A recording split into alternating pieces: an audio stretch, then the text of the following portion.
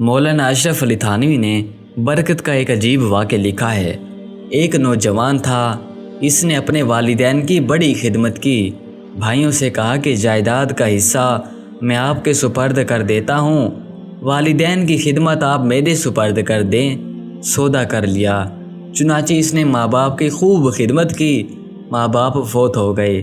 اس نے خواب میں دیکھا کہ کوئی اس سے کہتا ہے کہ فلاں پتھر کے نیچے تمہیں 100 دینار ملیں گے کیونکہ تو نے ماں باپ کی بڑی خدمت کی ہے۔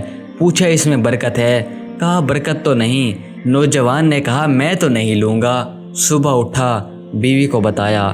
بیوی نے کہا کہ بے شک نہ لینا، لیکن جا کر دیکھو تو صحیح پڑے بھی ہوئے ہیں کہ نہیں پڑے ہوئے۔ اس نے کہا جب لینے ہی نہیں تو میں جا کر کیا دیکھوں۔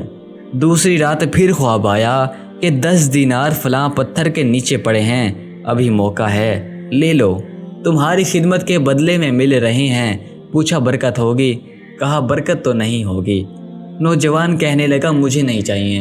تیسری رات پھر خواب آیا کہ فلاں پتھر کے نیچے 1 دینار پڑا ہے، اب جا کر لے لو، ابھی موقع ہے۔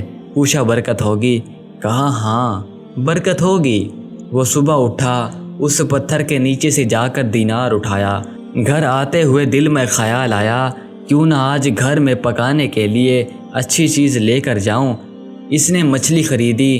جب گھر آیا اور اس کی بیوی نے مچھلی کو کاٹا تو اس مچھلی کے پیٹ سے ایک ایسا موتی نکلا جس کو بیچا تو ان کی زندگی کا پورا خرچہ نکل آیا۔ یہ برکت ہوتی ہے۔ اللہ تعالیٰ ایسی جگہ سے رزق دیتا ہے کہ انسان کو وہم و گمان ہی نہیں ہوتا۔ ہم یہ دعا مانگتے ہیں کہ اللہ تعالیٰ ہمارا رزق بڑھا دے، اللہ ہمیں یہ مل جائے، جبکہ یہ دعا نہیں مانگتے کہ اللہ تعالیٰ ہمیں برکت دے۔ 10,000 میں ہی 1,00,000 والے مزے آتے ہیں برکت کی وجہ سے۔